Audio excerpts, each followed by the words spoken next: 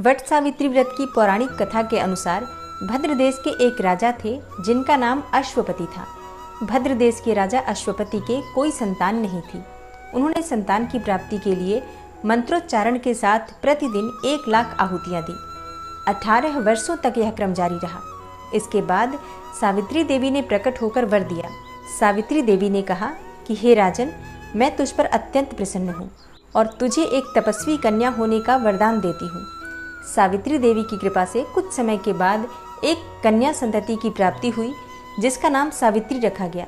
सावित्री देवी की कृपा से जन्म लेने के कारण ही कन्या का नाम सावित्री रखा गया।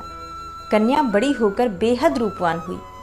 योग्य वर न मिलने की वजह से सावित्री के पिता बहुत दुखी थे और उन्होंने कन्या को स्वयं ही वर तलाशने को भेजा। सावित्री तपोवन में भटकने लगी। वहाँ साल्व देश के राजा दुमतसेन रहते थे। क्योंकि उनका राज्य किसी ने छीन लिया था, उनके पुत्र सत्यवान को देखकर सावित्री ने पति के रूप में उनका वरण किया।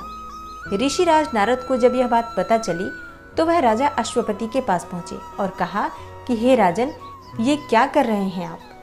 सत्यवान गुणवान है, धर्मात्मा है और बलवान भी है, पर उनकी आयु बहुत छोटी है। वह अल्पायु है और 1 वर्ष के बाद ही उनकी मृत्यु हो जाएगी। ऋषिराज नारद की बात सुनकर राजा अश्वपति घोर चिंता में डूब गए। सावित्री ने उनसे कारण पूछा तो राजा ने कहा, हे पुत्री, तुमने जिस राजकुमार को अपने वर के रूप में चुना है वह अल्पायु है। तुम्हें किसी और को अपना जीवन साथी बनाना चाहिए। इस पर सावित्री ने कहा कि हे पिताजी, आर्य कन्याएं अपना पति 1 बार ही वरण करती हैं। राजा 1 बार ही आज्ञा देता है और पंडित 1 बार ही प्रतिज्ञा करते हैं और कन्यादान भी 1 ही बार किया जाता है। सावित्री हट करने लगी और बोली, मैं सत्यवान से ही विवाह करूंगी। राजा अश्वपति ने सावित्री का विवाह सत्यवान से कर दिया। सावित्री अपने ससुराल पहुंचते ही सास ससुर की सेवा करने लगी। समय बीतता चला गया।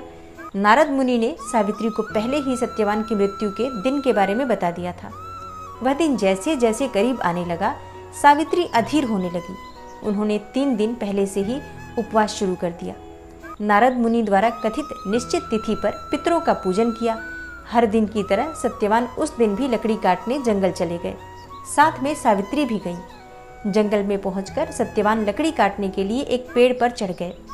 तभी उनके सिर में तेज दर्द होने लगा। दर्द से व्याकुल होकर सत्यवान पेड़ से नीचे उतर गए।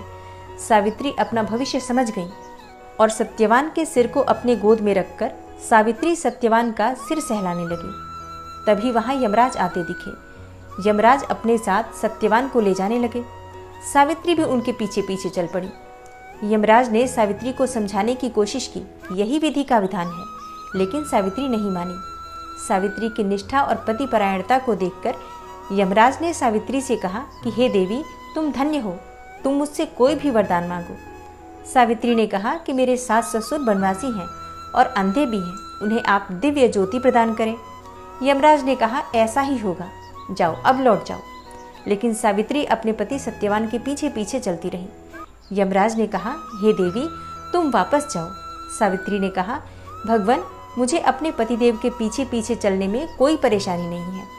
पति के पीछे चलना मेरा कर्तव्य है। यह सुनकर उन्होंने फिर से उसे एक और वर मांगने के लिए कहा। सावित्री बोली, हमारे सास ससुर का राज्य छिन गया है, उसे पुनः वापस दिला दें। यमराज ने सावित्री को यह वरदान भी दे दिया और कहा, अब तुम लौट जाओ। लेकिन सावित्री फिर पीछे पीछे ही चलती रही। यमराज ने सावित्री को तीसरा वरदान मांगने को कहा।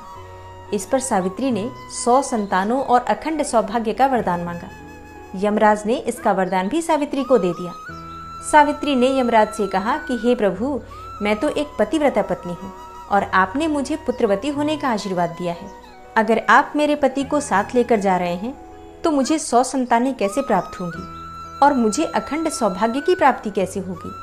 यह सुनकर यमराज को सत्यवान के प्राण छोड़ने पड़े और यमराज अंतर्ध्यान हो गए और सावित्री उसी वट वृक्ष के पास आ गई जहां उसके पति का मृत शरीर पड़ा था।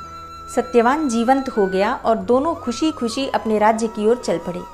दोनों जब घर पहुंचे तो देखा कि माता पिता को दिव्य ज्योति प्राप्त हो गई है। इस प्रकार सावित्री सत्यवान चिरकाल तक राज्य का सुख भोगते रहे। अतः